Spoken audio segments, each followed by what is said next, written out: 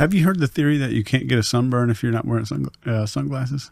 Alexis explained that to me. Yeah. Really? Yeah. She was explaining to me how there's an important mechanism where you have to be, if you're exposed to UV light, you can't, it's not good to block the UV light in the eyes and only get it on the skin. That's how your skin develops those basal cell anomalies, where you get skin cancer and stuff like that. Melanopsin.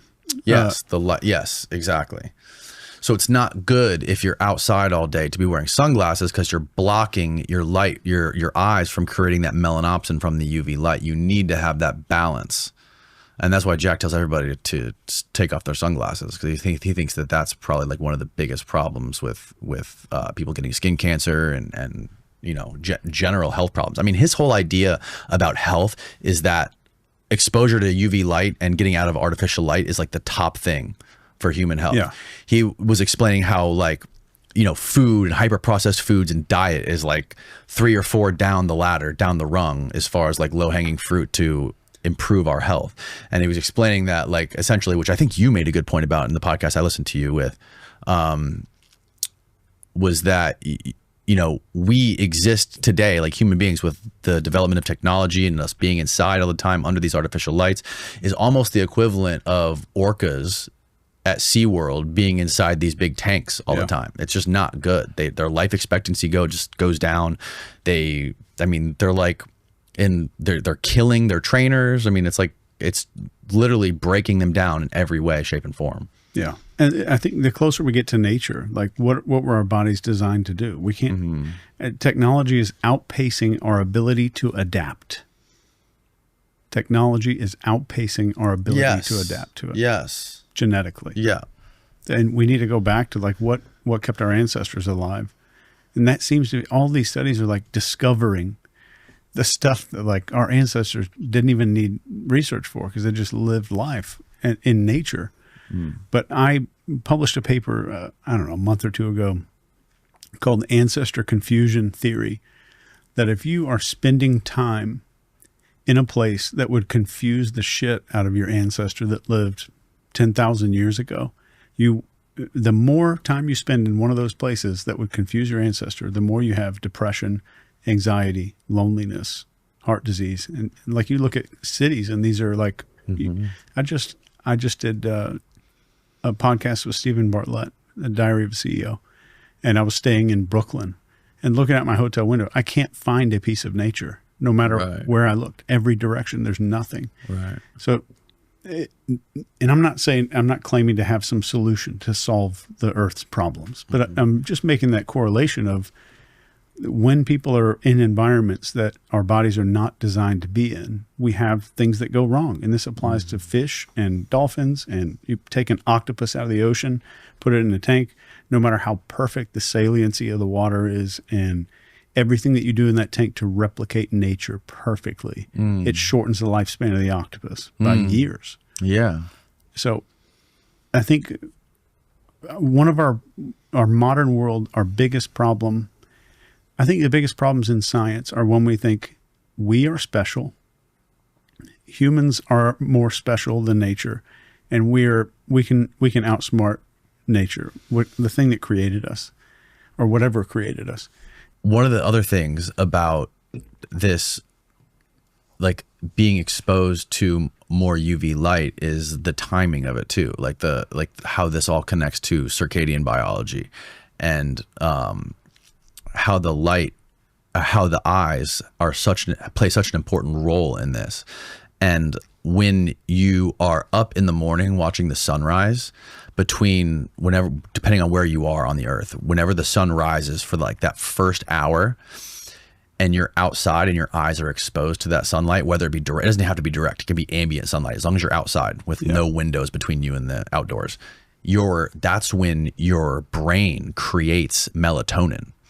Yeah. Which makes you fall asleep when the sun goes down. So if you're waking up, you could even be waking up when the sun rises. If you're not going outside, you're going to have trouble going to sleep at night. Yeah. And that's why there's so many people on shift work that suffer all kinds of problems. Like you have more obesity on shift work, people that work nights and stuff like that. you have, I think, triple the rate of obesity. I can't remember the study, Yeah. but I completely agree with that. I've read some paper or maybe heard it in a podcast. Have you heard where people talking about getting sunlight on your butthole in the morning? Yeah. They talk about like sunning their balls. I've heard. I don't know. I haven't heard the butthole one. I got to read this. Is there a paper on this? Probably. Yeah. I know there's people who on Instagram, at least, that I've seen that talk about like sunning their balls. I know that like Jack talks about this too all the time on Twitter, how like if you're covering up certain part of your body when you're getting a sun, it's not good. You have to expose your full body to it. All right.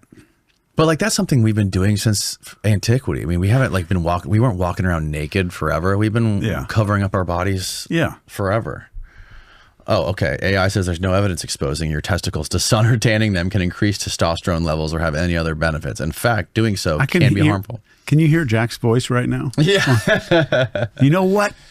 Well, apparently there's a lot of the stuff you learn in medical school, all of the textbooks that you get and you have to study in medical school, depending on whatever category you're in, is like 90% of it is wrong or outdated, according to Jack. And according to some of like the most world-renowned neurosurgeons and neuroscientists from Stanford have even come out and said this. That like all of the textbooks and stuff that you read are really outdated or have like completely false information in them. Can we ask Grok instead of the Google? I've never used Grok. That's the XAI? Yeah, it's good. Really? Yeah. And you can put it in fun mode. Oh, I've heard about this. Yeah. How do you spell it? G-R-O-C? No, just go to x.com. GROK. Type in scientific research on exposing testicles to sunlight. What about current ideas? Now, does this just search Twitter? Early research from 1939 suggests that exposure of the male body to ultraviolet light could significantly increase testosterone levels, specifically when the chest and back are exposed to UV. When the chest and back are exposed to UV light. I lost where I was at. Okay. Okay, here we go.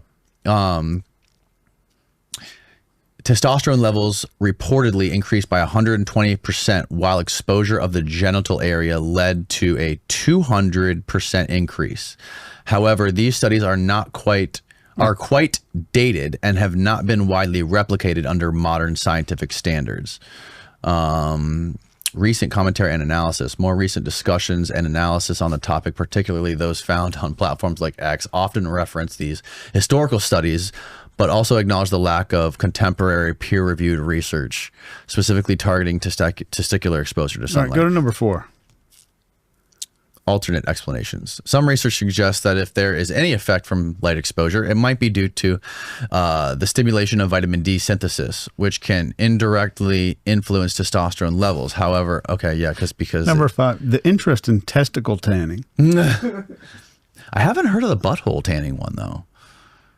I just heard it was like good to get your whole everything spread all out so everything can get some sun back there. Well, UV light doesn't really penetrate the tissue that much. It doesn't go very deep. Like red light. Red light's deep. The red light and infrared light is penetrates your body and your tissue by like 4 to 5 inches, I've heard. Yeah.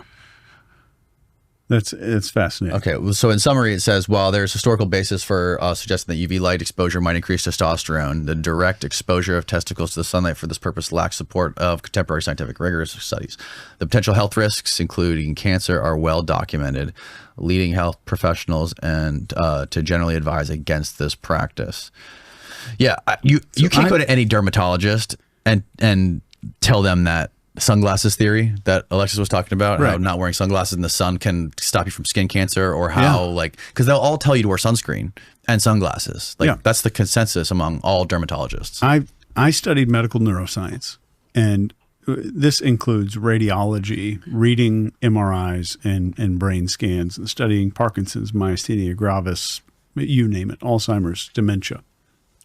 And the more I learn about what truly helps the brain, I get so jaded and I get upset that why don't they teach that in college? Why didn't they talk about any of this. And I've heard many people say that a lot of these universities the curriculum is developed by big pharma or some company with a vetted. Especially Stanford. Stanford's a big one. It's public record. Yeah, there's an article. I'm actually going to pull it up. I have it right here on my Daylight computer.